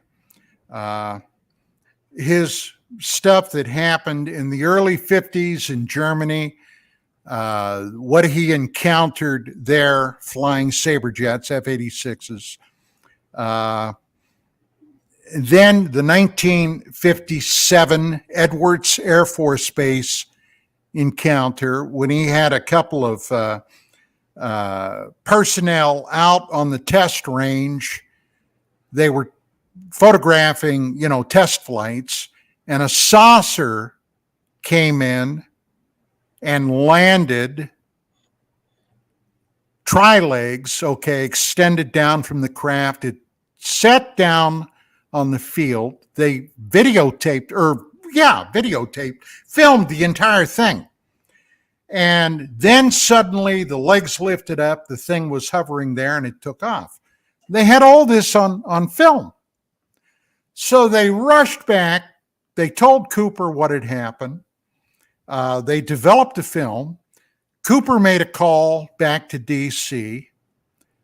D.C., according to what Colonel Cooper told me, ordered him not to look at the film, but they were sending a special courier out to pick it all up, have it sitting there in the office ready to go. Well, as soon as the film was developed, he didn't put it in a camera or anything, but he started looking at frames in the picture. And he said, it was there. And he said, the next thing I knew, this jet landed. They had a couple of personnel, business suits, not military, get off, come in, secure the film in a locked briefcase, and they left. And I said, what happened after that? He said, I never heard another word about it. He said it just went into the black hole. Okay. So, do I think that he was being 100% dead on honest with me? Absolutely. The man was a saint in my book. Okay. Gordon Cooper was a fucking saint. And I had the utmost respect and admiration for him. So, and when Oberg went after him for that and for what he saw, and, when he was an astronaut, the lights and all that kind of stuff. One of those Motherfucker, you weren't there. You weren't there. Okay. Yeah, he's one of those government shills, though, Don. That's why I've never liked Oberg, because he was there like Project Blue Book. He's there to disprove no matter what. No matter how truthful, honest the person is, how factual they are, Doesn't matter. Got to deny. Got to get that plausible deniability in there. That's Oberg. He's like, God, he's just like yeah. And what's funny about Project O Book is the professor who was part of it ended up being one of the greatest supporters of ufology, saying that. Well, now you see, that's something else we'll talk about on another show. You're talking about J. Allen Hynek. Yeah, you're talking about Hynek. Because it's a fascinating story behind that guy. I've got a very interesting story about that. Okay. Oh my God. We'll get you back on as soon as possible because I want to have you back on. Next week, I'm actually going to have somebody, I don't know if you know him or not, but Cameron Pasha is planning to be on next week. And he's had personal experiences. He knows who you are. And he, of course, is a writer for a lot of film and television, worked for Disney for years. And because of his being a conservative Muslim, he found himself on the outs with Hollywood. And so we've always been a big supporter of his. And when I found out he was a ufologist and knew who you were, I'm like, I got to get him on the show. But I'd like to get you back on maybe in 2 weeks for just UFO stuff. But I also want to get you on True Crime Thursday because Danny's doing tomorrow's show because I got appointments. Tomorrow's show, he's going to have Tom O'Connell in. He's a former federal prosecutor from Las Vegas, also a former New York cop. He was a prosecutor in New York, moved to Vegas as a Fed, and got great stories. But I'd like to get you on there to talk about some of the stuff that you did when you were a cop. And if you're interested in that, only if you're interested, because there are so many different things to engage you with, from the military to history to ufology to crime. Man, you've been all around, man. You are a guy with a real fucking earned philosophy. I don't know about all that, but I do know a hooker when I see one. Okay, and that's a crime is so fucking goofy. By the way, getting laid, whatever. Yeah. Once again, this stream brought to you by the Bunny Ranch in Pahrump. The Bunny Ranch. My favorite is chocolate bunnies. I mean, actual chocolate. I like chocolate. They have a couple of those. Check out that link, for whenever you come visit me. Check out the link. But and my beagle, Miss Bailey, she's not sure she's happy with all this. So well, somebody in the chat said that she was just trying to warn you that you have ghosts. I have ghosts. You have ghosts. Not just aliens. Probably. Ghosts. Probably. I love that the chat stuck through with us. Don, thanks so much, man. I deeply appreciate you being here. Yeah, no, are we done? We currently have 146 people watching. Yeah, we go so 2 hours. We've got 12 minutes left. I want to do. I don't want to quit. Yeah, me either. But the fact is, we've drank a lot of fluids. We got to pee. We're old guys. Hey, I wanted to get just flash it real quick. The picture of Ingo Swann and I. Okay. Do you know who Ingo Swann is, Danny? I do not. No, I don't think so. I'm grabbing it right now. Look, where the hell is it? Ingo. Who? Ingo. Ingo Swann. Have you ever heard of the Stargate program? So, have you ever heard of the Stargate program? Yeah, I mean, I've heard of that, but yeah, I mean, but I'm not familiar with Ingo. I just looked him up. Was recognized as the most potent, powerful psychic, at least in the United States, if not the entire world. He designed the protocols that they used for 20 years in the remote viewing Stargate program. The guy was a friend of mine. And the reason I wanted to do this, and I give it a little promo for in the future.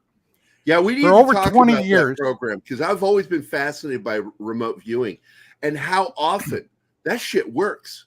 And it's really fucking for weird. over 20 years, the government financed that. Now, okay, they were getting usable intelligence. Because Anima, you know this as well as anybody. This is the shit that Carl Gustav Jung was talking about with synchronicity. So we're talking about the shit from the Men Who Stare at Goats, right? That George that was a movie. Yeah, it's a movie. Right. We're talking about the real guys, not that silly shit but, they put in that film. But the movie is based off of loosely, roughly based off of. Okay. Yes, I would say loosely, very like barely fits. It's falling off. Swan and I had a 4.5, almost 5-hour dinner in an Italian restaurant over in Burbank. Okay, that I talked to him about his book Penetration. Here it is again. That was once again today's word. The secret word was penetration. Don just said penetration. Once again, this stream brought to you by the penetration. We gotta have a whole episode about him, at least an hour, just on him. And the last thing I want to bring up before we go also is this little guy. I fucking love this guy. Fuck, man. Dean Haglund. If you don't fucking know who he is, you need to fuck off. This is one of the lone gunmen from the X-Files and their failed, but shouldn't have failed, X-Files spinoff series, The Lone Gunman. Right. I met him. Met him at a bookstore. Had called him. I wanted to get him and maybe Frohick. What was the other guy? The little short guy, Frohickey. He always reminds me of Bud Hopkins, or not Bud Hopkins. The other guy from the ufology group, the short, dumpy guy, Friedman. Isn't that you lost one me, dude? There's a guy named Stan Friedman. Yeah, Stan Friedman, little guy, and that's who he reminded me of. Well, anyway, we had a very enjoyable chat over coffee over there. Do you know that when they basically premiered his show, The Lone Gunman, the first episode had an airplane crashing into the Twin Towers before it happened? Did you know about that? No, I didn't. I'm going to have to go back and fucking watch it now. Oh, my God. I'm going to have to introduce you to Conspiracy Tom from Salty Nerd. My gosh.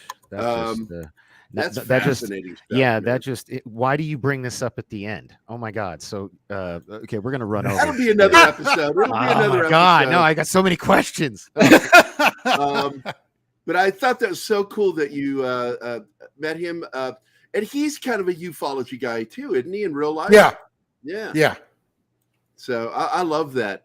But we're at the end of the show, Don. Hey, Martin, would you get me my thank you list? Hey, and while you're doing that, so just let me go down this rabbit hole until I get to talk to you again, Don. What was this person's name? The there one you with have it. Huh? Dean Haglund? Is this the Twin Tower guy? Yeah, Lone Gunman. Lone Gunman. How do you spell his last name? Oh shit! What did you say? Hagland?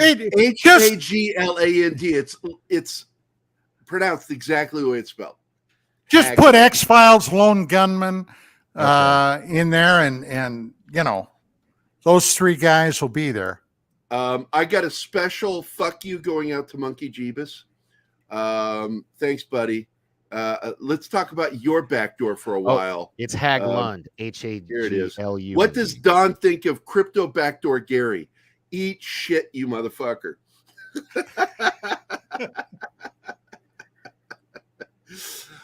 Our chat, we are all friends. Yep, you're out. Look. You drained it. Okay, thank you, Martin. I want to thank our chat, Enema Confusa, who is, after my own heart because she's a Jungian. Cecilia Rivera, which is CC, Dork Knight's woman. Darius Munchausen. I like that. You have my concubine and my fiance in order. That's great. That's perfect. What? Anyway. Das Wolfen was here. Das Wolfen, would you like to touch my monkey, Das Wolfen? D. Bud Martin, Decepticons Cave of Villains. Dr. Dragon, the single best name for a Saturday morning cartoon villain. Gap After Dark. It used to be Gap Stargate. Now it's Gap After Dark. He changed his name. Glenn Fleming was here. Aya Walks was here. Lord Thoth. Marcos A. My other favorite monkey was here, of course, was Monkey Jeebus, who can go fuck himself with his backdoor joke. Pat S., who is a producer of our channel, was here. Penny J., who is Dork Knight's mom. Rough Girl was here. Secret Circus, of course, you met Secret. That's Chris, my army, my brother. Socks Bulletins was here. The lovely Sherry. And the Marshall. And, of course, our good friend Zax, also known as Kyle. And I want to thank all you guys for being here today in the chat. I want to thank all the viewers who are here. And it looks like we got a lot of likes today. Yeah, no, today's show did well. You definitely got to come back to, because I just looked this up. I'm going to have to watch this. Yeah, because you were gone for a while, bitch. Hey, man, like, just gonna hang out. No, it's like he parks his car in your space. Do you not see my messages in the private chat? Like, one of the downsides to, running your own business or whatever, being a solopreneur, is you got to, when your clients call, you got to take them calls, man. So. Oh, I like this one. This is an excellent statement. Anima says, and those are her eyes. She's gorgeous. The Marshal. I am a royal concubine. Also, I'm always on top. She is. I'm a power bottom. What can I say? You're a power bottom. Don, thank you so much for hopping on the show today. Got to have you back on as a regular because you're so much fun to talk to. I've always said that. It's like I love the. Hey, dude, you work with what you got. That's right, and you've got that great voice, perfect for. And I'm not saying anything about your face. You don't have a face for radio. You're a good-looking dude. But you definitely have the voice for radio. And it's like you get pulled in with that voice. You're very good at storytelling. I love that shit. But I want to thank everybody for being here. Oh, Mark D with a C is here. What is up, brother? Right at the end. I do a show with him every week called Toxic Tuesday, where we talk about films that represent toxic masculinity, like us, because I'm very toxic. You sure we got to go now? We got almost 180 people watching us live. We got 61 likes. 2 hours, dude. 2 hours. You're still in here and you haven't hit the like button. Beetlejuice. Smash that like button. 2 hours. Gary, dude. Yeah, man. I was not believing you were a pussy, but you're talking 2 hours. I done it 2 hours. You're a wuss. You're a wuss. Now the fact is, I actually have deadlines, and I got to get back to my artwork. Okay, see, I can respect that. I pulled the deadline card on you yesterday, so I But Bill, no, go back and watch the whole show, Bill. Go back and watch the whole show. Guys, make sure you like the show. Please leave a comment. Because I will share what you guys say with Don later. Anne Boleyn is black now. Yeah, I'm not even going to get into that. It's bad enough when they gender flip, but then they race flip characters, real historical people. And it's like, why are you doing that? What the fuck are you doing? But anyway, I want to thank everybody for being here. Don, thanks a lot, man. I deeply appreciate it. Look forward to having you back on again, like real soon. Okay. Because there's so many different things that I like to talk about. I like to talk about military shit, and we'll do that on Military Show. But when I got you on this one, I'm going to be talking ufology, man, because I love talking about UFOs and learning about shit. And you are an encyclopedia of information that I will definitely consume that information from you, and I love it. And next time we have you on, we will be talking about Hynek. Hey, I got to tell you one thing real quick. What's that, brother? So I'm talking to my bro, Mark Center. Okay, you know who Mark is. Yes. I'm talking to him, and I'm telling him about coming on your show today. And I said, Gary works with Del Dye. And he said, oh, gee, that's a shame. And I said, what is? Well, that he died. I said, what? He said, he died. I said, who died? Del Dye. I said, Mark, he didn't die. Oh, I think he did. So just so you can clear it up, Gary, tell Mark he's full of shit. I would definitely know if Del Dye died because I'd be going to the funeral. Okay. All right. And Julia would be calling me crying. His wife. And I would certainly have known about it through my vet contacts. Okay. Yeah. So no. Dale Dye's still kicking. He's still a tough hombre, fucking Marine all the way. I damn near cried when Arlie Ermy died. Arlie Ermy. They were friends, close friends. Yeah. Arlie and he competed a lot for gigs, and they became friends because of it. But Arlie is like one of my favorite. Did you ever see the Siege of Firebase Gloria? Hell yeah. That's a great nom flick. That really is. Yeah. And I do believe, wait a minute, I got to check. No, Dale worked on Charlie Mopic. And I think Ermy was the only one that worked on Firebase Gloria. But that's also, what's his name, that was on China Beach. Here's another little tidbit for you guys to check out if you haven't watched it. The Objective. That freaking movie hits all the high points that you'll love, Gary. The Objective. Afghanistan. Yes. I remember this film. Have you seen it? Yes. Oh, yeah. It's the same guy who did Blair Witch. And he did this military movie that takes place in, I think it's supposed to be Afghanistan. Yeah. It's on Amazon Prime. If you have Prime, you can watch it for free. I'm going to check that out. Oh, it's a great freaking movie. I really love that. Low budget. Okay. Very little, very low budget noise. But it's a very good film. It focuses on character.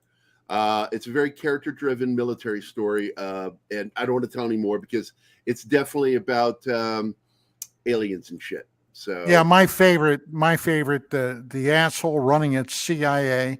I've known a lot of those guys.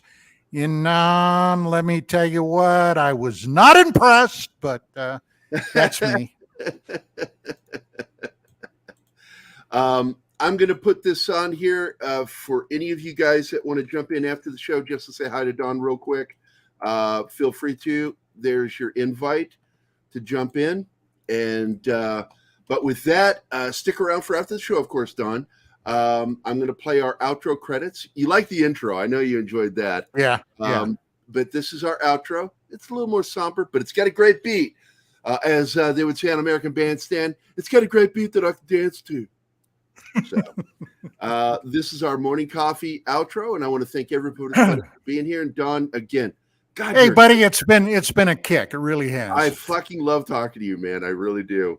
All right, let's finish up the show, and then we'll talk backstage. Anybody wants to join us, you're welcome.